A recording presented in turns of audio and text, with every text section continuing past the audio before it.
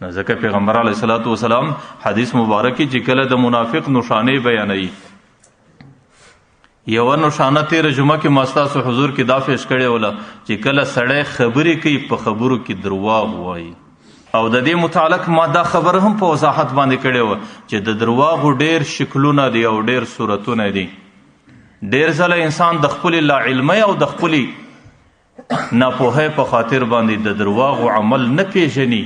او د یو عمل کوي حالانکه هغه د درواغو په شکل د په عملنامه کې لیکل کیږي. لکه څنګه چې د درواغو ډېر شکلونه دي په معاشره کې او د هغې ټولو شکلو معلومات د انسان سره نه وي، نو کله د ناپوهۍ په خاطر د سړي زندگی په درواغو کې روانوي او د نوم د درواغجنو په پیرس او پلیش کې لیکل سوی، لیکن دی غریب په دې باندې نه دی پوه چې دا زما عمل درواغ دی او که نه دي. دغه رقم د معاهدې د وعدې د مخالفت دا د منافق دویمه نښانه ده، لیکن زموږ معاشره کې دا ډېر مختلف شکلونه لري. ډېر ځله سړی د وعدې د مخالفت په یو شکل کې رواني، د غریب د لاعلمۍ او د ناپوهۍ په خاطر په دې باندې نه پوهېږي چې دا د وعدې مخالفت دی، حالانکه دی په هغې عمل کې رواني چې د کومه عملنامه یې په هغې کې دی په وعده مخالفینو کې لیکل سوی او دا د منافقت علامه ده او نوم یې د منافقانو په پیرس کې لیکل سوی. ځکه دې باندې سر خلاصول. زه ستاسو حضور ته زه ستاسو توجه یو خبرې ته رااړوم. زما مقصد یو خبره چې د هغې یو طرف ته عامو خلکو توجه نه وي.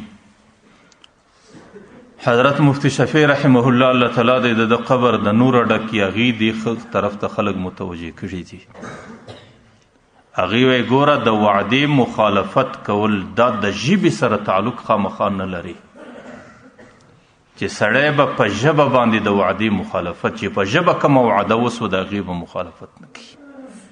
کله د وعدې مخالفت د سړي د عمله سره کار لري. عملی وعده چې وکړي د هغې مخالفت هم د غومره ګناه لري لکه سړی چې زباني وعده وکړي. هغې د دې مثال لیکلی دی، یو سړی دی د یو ملک باشنده دی، په هغه ملک کې دی استوګنه لري، هغه ملک د مسلمانانو ملک دی یا د کافرانو ملک دی، یا خپل ملک دی یا د هجرت په شکل زندگی تیروي. چې کله د هغه ملک باشندگی او استوګنه اختیار کړه، نو ګویا کې د په خپل عمل کې د عملی وعده د هغې وخت د هغې ملک د حاکمانو سره وکړه چې ستاسو څومره قوانین دي زه به د هغې رعایت کوم. دا د دې ملک عملی وعده وسوله. او چې کله دی د دې ملک د یو قانون مخالفت کوي او د هغې متابعت نه کوي او هغې قانون په خپل عمل کې ماتوي، نو دا سړی په وعده مخالفینو کې راغلی دی او چې کومه وعده خلافي ګناه ده، دا سړی په دې ګناه کې مبتلا انسان دی.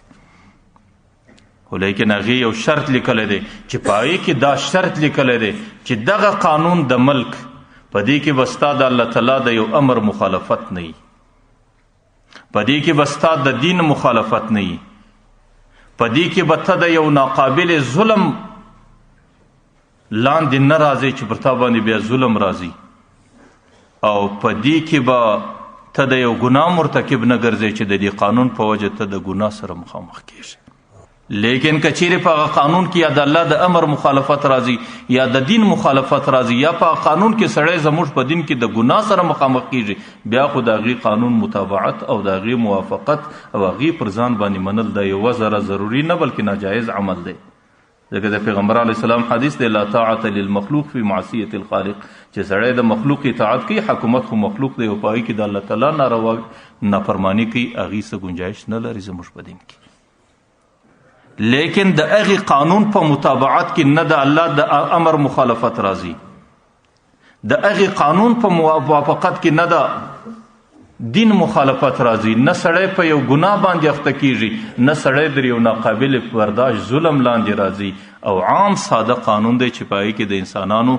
د اوسایي طریقې دي یا د انسانانو د اسانۍ طریقې دي، نو بیا د هغې قانون متابعت کول دا عملی وعده ده، دا پر د انسان باندې ضروري ده. او که سړی د دې عام قانون متابعت نه کوي، دا سړی په وعده خلاف په انسانانو کې دی. مفتی شفیع رحمه الله د دې متعلق د قرآن څخه یو دلیل پیش کړی دی. حضرت موسی علیه السلام دا د الله تعالی اولو العظم پیغمبر دی. د حضرت موسی علیه السلام زندگی دا د فرعون په ښار کې تیریږي، په مصر کې تیریږي، پر مصر باندې د فرعون حکومت دی. د حضرت موسی علیه السلام په چپلاخه باندې د فرعون د قوم یو سړی قبطي قتل سو. مشهوره واقعه د قرآن کریم ذکر کړې ده. حضرت موسی علیه السلام د هغې واقعې د هغې قبطي پر قتل باندې بار بار استغفار غواړي او قرآن کریم کې چې حضرت موسی علیه السلام هغه واقعه ذکر کړي وایي لهم علی ذنب د دې خلکو پر ما باندې یو ګناه باندې ده چې ما د دوی په قوم کې یو ګناه کړی ده، یو جرم یې کړی دی، د هغې در جرم او در ګناه لاندې زه یم. مفتی شفیع رحمه الله لیکلي دي حالانکه قبطي دا کافر دی او په کافر کې بیا حربي کافر دی، د هغې و قتل ته حضرت موسی علیه السلام څنګه ذنبون وایي؟ قرآن کریم د هغې قتل څنګه د جرم او د ذنب او د ګناه په شکل ذکر کوي؟ هغوی دا لیکلي دي چونکې حضرت موسی علیه السلام د فرعون د ښار باشنده دی او چې کم سړی د یو ښار باشنده سو د دې معنا دا چې دې سړي د دې ښار د حاکمانو سره عملي معاهده او وعده وکړه چې زه ستاسو د ټولو قوانینو رعایت کوم او چې کومو قوانینو کې زما د رب مخالفت نه وي د هغې قوانینو څخه به زه ځان ګورم، د هغې قانون د قوانینو د مخالفت څخه به زه ځان ګورم.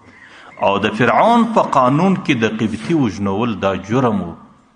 او د حضرت موسی علیه السلام څخه دا صادر سو، نو ځکه حضرت موسی علیه السلام پر دې عمل بار بار استغفار هم غواړي. حضرت موسی علیه السلام دا عمل قرآن کریم د په حق کې په ذنبون باندې لیکي، ذنبون معنا ګناه، او حضرت موسی علیه السلام دې ته د جرم په نظر باندې ګوري. حالانکه بدی کې نور هیڅ نسته، صرف د هغې ملک د قوانینو مخالفت دی، نو په دې خاطر باندې حضرت موسی علیه السلام پر دې مغفرت غواړي. نو چې کله یو سړی د یو چا په ملک کې اوسیږي، د مسلمانانو حکومت دی که د کافرانو حکومت دی، چې کله ته په هغه ملک کې باشنده سولې د هغې ملک قوانینو رعایت کول دا ستا دپاره ضروري عمل دی، خو په دې شرط چې په هغه رعایت کې به د الله تعالی نافرماني نه راځي، په هغه رعایت کې به د دین مخالفت نه راځي، په هغه رعایت کې به ته د ګناه کبیرې مرتکب نه ګرځې. نو بیا د هغې قانون مو رعایت کول دا معاهده ده او د دې معاهدې په ماتوالي باندې سړی ګناهګاره ګرځي.